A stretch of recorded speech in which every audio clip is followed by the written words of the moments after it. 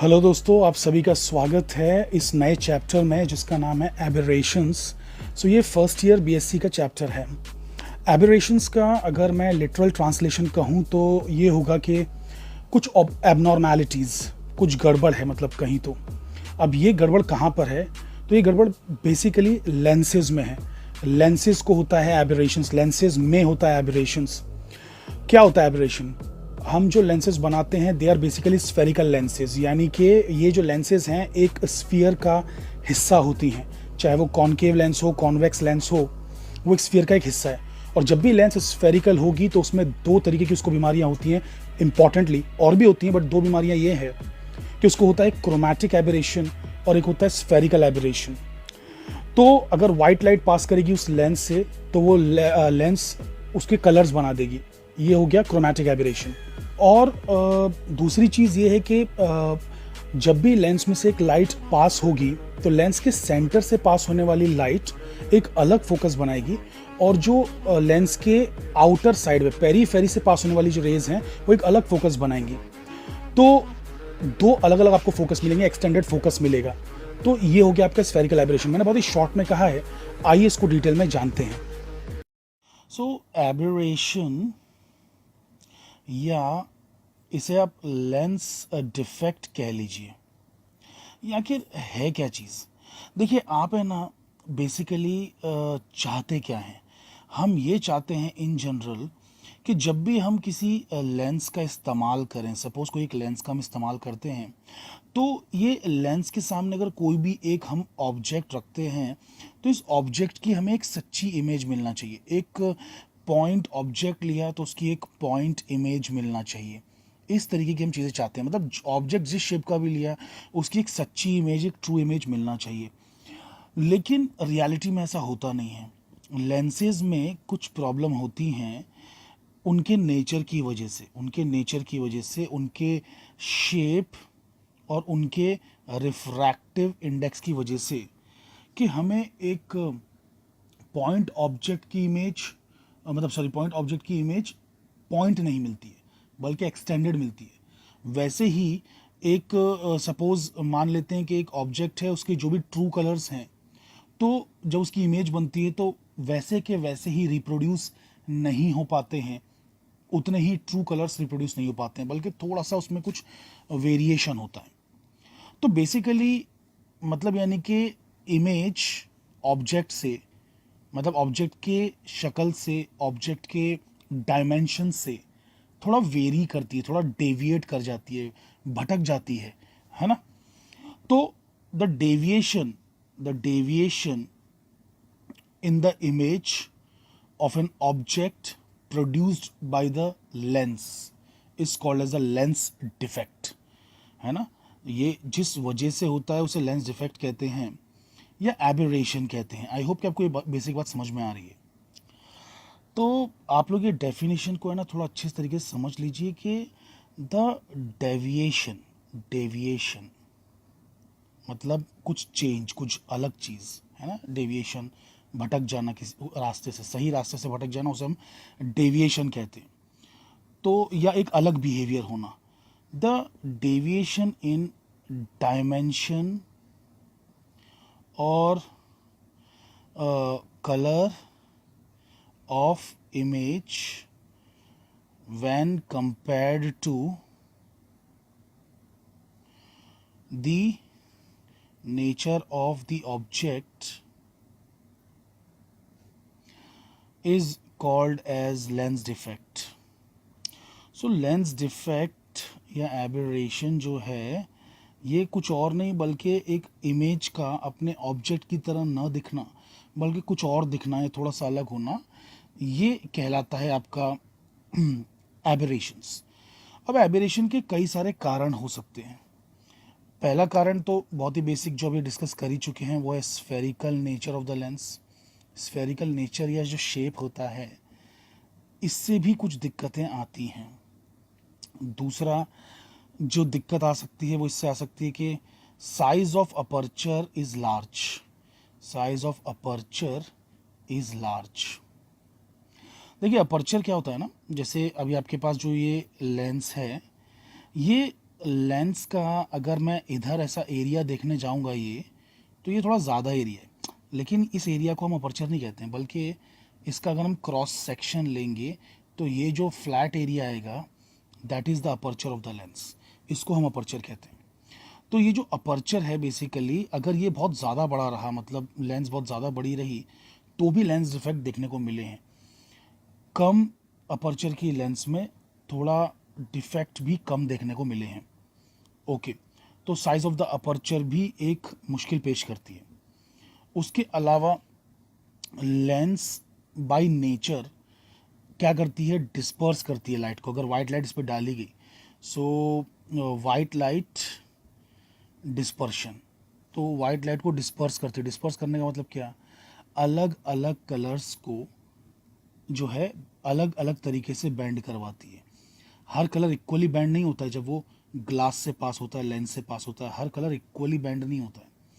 So white light को ये disperse कर देती है, पॉलीक्रोमेटिक लाइट को ये डिस्पर्स कर देती है, बिकॉज एक ही कांच के लिए, एक ही ग्लास के लिए अलग अलग कलर्स का, लाइट के अलग अलग कलर्स का रिफ्रैक्टिव इंडेक्स अलग अलग है।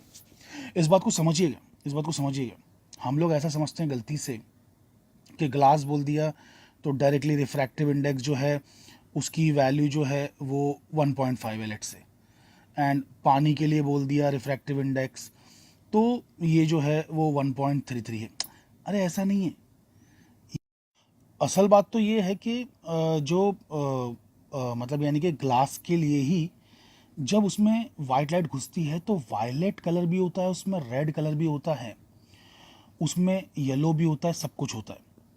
तो refractive index of violet approximately ऐसा मान लेते हैं, ठीक है। ज़्यादा आप लोग इस पर ये मत कीजिएगा, बहुत ज़्यादा एम्फसाइज मतलब ज़्यादा ध्यान मत दीजिए इस पर। मैं आपको जैसे रफ वैल्यू बोल रहा हूँ, तो वायलेट का मान लीजिए कि 1.55 है, वैसे ही रेड का मान लीजिए कि इट इज़ 1.45। तो फिर जब हम इसका एवरेज निकालेंगे mu V plus mu R, जो कि एक्सट्रीम कलर्स हैं, दोनों एक्सट्रीम कलर्स हैं, तो जब इनका हम एवरेज निकालेंगे तो हमें क्या मिलने वाला है, एक रिफ्रैक्टिव इंडेक्स मिलेगा जिसकी वैल्यू 1.50 आएगी। और जब हमने गौर किया, देखा, तो वायलेट का डिफरेंट, इंडिगो का डिफरेंट, ब्लू का डिफरेंट, ग्रीन का डिफरेंट, येलो का अलग है, देन उसके बाद में ऑरेंज का अलग है, एंड देन रेड का अलग है। तो इसमें सब में से ये जो एवरेज वाला है ना, उसकी वैल्यू येलो वाले से बहुत ही ज़्यादा मैच कर रही है। येलो वाले का भी रिफ्रैक्टिव इंडेक्स और violet plus red divide by 2 का जो वैल्यू है, ये दोनों काफ़ी हद तक नज़दीक हैं। तो हम बेसिकली कह देते हैं कि येलो का रिफ्रैक्टिव इंडेक्स ही लेंस का या ग्लास का, कांच का रिफ्रैक्टिव इंडेक्स है। तो रिफ्रैक्टिव इंडेक्स सिर्फ कांच का नहीं होता है, कांच के साथ कौन सी लाइट इस्तेमाल की गई उसका भी होता है, और हर एक कलर के लिए अलग अलग अलग अलग होता है रिफ्रैक्टिव इंडेक्स। तो एक एवरेज कलर लेना पड़ेगा। अगर आप खाली ये ऐसा, अगर एक लेमैन की तरह, एक आम आदमी की तरह सोचें, तो बोलेगा देखो भाई 3 कलर इधर, 3 कलर इधर, तो ये बीच का कलर है। तो ग्रीन का जो रिफ्रैक्टिव इंडेक्स है वही होना चाहिए किसी भी ऑब्जेक्ट का रिफ्रैक्टिव इंडेक्स, किसी भी मटेरियल का रिफ्रैक्टिव इंडेक्स। तो ग्रीन का रिफ्रैक्टिव इंडेक्स ही पानी का रिफ्रैक्टिव इंडेक्स है, मतलब समझ रहे हैं, ग्रीन लाइट के लिए ही पानी का रिफ्रैक्टिव इंडेक्स जो है 1.33 है, और ग्रीन लाइट के लिए कांच का रिफ्रैक्टिव इंडेक्स 1.50 है। ऐसा लेमैन कहेगा, लेकिन रियलिटी ये है कि जब हम एवरेज निकालते हैं, mu V plus mu R add करके डिवाइड बाई 2 करते हैं, तो हमें ग्रीन नहीं बल्कि येलो वाला आता है, येलो। अब ग्रीन बीच में होने के बाद भी सीक्वेंस में बीच में लाई क्यों नहीं करता, येलो वाला बीच में लाई क्यों करता है, तो उसके पीछे जो है रिलेशन हमें कॉशी नाम के साइंटिस्ट ने दिया हुआ है। कॉशीज रिलेशन में, कॉशीज रिलेशन में। अब वो कॉशीज रिलेशन क्या है, वो यहाँ का भी हमारा फिलहाल टॉपिक नहीं है, हम लोग एबेरेशंस चैप्टर पढ़ रहे हैं, तो यहाँ पे कॉशीज रिलेशन का हम नहीं देखेंगे। उसने बताया कि रिफ्रैक्टिव इंडेक्स वेवलेंथ के साथ किस तरीके से बिहेव करता है, मतलब अलग अलग वेवलेंथ के लिए रिफ्रैक्टिव इंडेक्स कैसे बिहेव करता है। तो वहाँ से एक आइडिया मिल जाता है कि येलो बीच में क्यों लाई कर रहा है। एनीवे तो ये सब चीज़ों को छोड़ते हैं तो रिफ्रैक्टिव इंडेक्स किसी भी ग्लास का सेम नहीं होता, हर कलर के लिए डिफरेंट होता है। हम नॉर्मली मान लेते हैं कि जो येलो का रिफ्रैक्टिव इंडेक्स है वही ग्लास का रिफ्रैक्टिव इंडेक्स है, मतलब येलो लाइट के लिए जो रिफ्रैक्टिव इंडेक्स आएगा ग्लास का, मतलब येलो को जिस तरीके से वो बेंड करेगा उसके लिए जो साइन आई और साइन थीटा दे, मतलब साइन आर देगा, साइन आई साइन आर का रेशियो देगा, सो वो रिफ्रैक्टिव इंडेक्स है। तो हम येलो लाइट का रिफ्रैक्टिव इंडेक्स ही मान लेते हैं कि एवरेज रिफ्रैक्टिव इंडेक्स है। सो जब आप व्हाइट लाइट डालते हैं तो ऐसा मान के चलिए कि बाकी कलर्स है ही नहीं, येलो कलर आपने डाल दिए और येलो कलर जो बैंड होगा ना वही पूरे की पूरी व्हाइट लाइट की बैंडिंग है, एवरेज बैंडिंग है, एवरेज बैंडिंग। चलिए ये तो हो गया बहुत कुछ अजम्पशन। अब रियलिटी की तरफ नजरें दौड़ाते हैं। तो कहानी ये है कि जब इसके अंदर, इस बंदे के अंदर कलरफुल लाइट घुसेगी, मतलब वाइट लाइट घुसेगी, तो कलर्स होके निकलेंगे, तो जाहिर सी बात है कि वायलेट अलग बैंड हो रही है, येलो अलग बैंड हो रही है, तो हर एक का रिफ्रैक्टिव इंडेक्स डिफरेंट है, तो डिस्पर्शन होगा, डिस्पर्शन होगा तो इमेज वैसी नहीं बनेगी जैसा ऑब्जेक्ट है। तो ये भी एक तकलीफ है। तो स्फेरिकल नेचर एक तकलीफ है, साइज ऑफ अपर्चर एक तकलीफ है, वाइट लाइट का जो डिस्पर्शन है वो एक तकलीफ है। और न सिर्फ ये बल्कि अगर जो है ऑब्जेक्ट से आने वाली रेज अगर लेंस के ऊपर, मतलब अलग अलग रेज है ना, तो जो रेज बहुत ज़्यादा बड़ा एंगल बना रही हैं, तो जब एंगल ज़्यादा बड़ा होता है तो उसके बाद जो इमेज प्रोड्यूस होती है उसमें भी डिस्टॉर्शन रहता है। तो ये एंगल भी एक रोल प्ले करता है। तो चौथा पॉइंट अगर मुझे कोई लिखने को कहे तो मैं कह दूंगा कि भाई एंगल भी जो है, large angle between rays and principal axis, तो मैं ऐसा भी इंक्लूड करूंगा, ये पॉइंट भी इंक्लूड करूंगा। तो ये 3-4 कुछ रीजंस अब या याद रख लीजिए, इतना काफ़ी है। स्फेरिकल नेचर से भी तकलीफ है। अब स्फेरिकल नेचर से क्या तकलीफ है वो मैंने अभी तक डिटेल में बताई नहीं है, बट वो हम लोग अगले लेक्चर में तो स्टडी करने ही वाले हैं, क्योंकि उसके अंदर जो है हम लोग स्फेरिकल एबिरेशंस डिटेल में देखेंगे, तो वहाँ पे मैं डिटेल में बता दूंगा। और इसकी भी डेरिवेशन करने वाले हैं, वाइट लाइट जो डिस्पर्शन करती है इसको भी हम बाद में देखेंगे in the future lectures.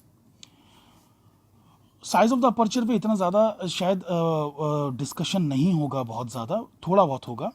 And जो है इसके अलावा और कौन सा चौथा जो प्रॉपर्टी थी कि भाई लार्ज एंगल, इस पे भी बहुत ज़्यादा जो है डिस्कशन नहीं होने वाला है, बल्कि इस पे तो डिस्कशन ऑलमोस्ट नहीं है सिलेबस में। तो ये 3 पॉइंट्स पे ही ख़ास तौर पे हम लोग ज़्यादा ध्यान देंगे, उसमें से भी इन दोनों की डेरिवेशन हम करेंगे। चलिए खैर, तो आई होप कि आपको ये बेसिक डिस्कशन बातें समझ में आई कि अगर एक लेंस से ट्रू इमेज नहीं बन रही है एक ऑब्जेक्ट की, तो फिर लेंस में कुछ खराबी है, लेंस में कुछ एबिरेशन है, लेंस में कुछ डिफेक्ट है। और ऐसा किसी एक पर्टिकुलर लेंस में नहीं है, ये हर लेंस में खराबी है, ठीक है, हर लेंस में ऐसा होता ही होता है। एबिरेशंस मिटाए नहीं जा सकते, रिमूव नहीं किए जा सकते, लेकिन मिनिमाइज किए जा सकते हैं। हम उन्हें कम से कम कर सकते हैं, बहुत कम कर सकते हैं। वो भी हम in the subsequent lectures in the future देखेंगे कि किस तरीके से आप जो है एबरेशंस को मिनिमाइज कर पाएंगे। तो दो जो तरीके के एबरेशन है, स्फेरिकल और कलर वाला क्रोमैटिक एबरेशन, ये दोनों पे फ्यूचर डिस्कशंस होंगे डिटेल में। Thank you.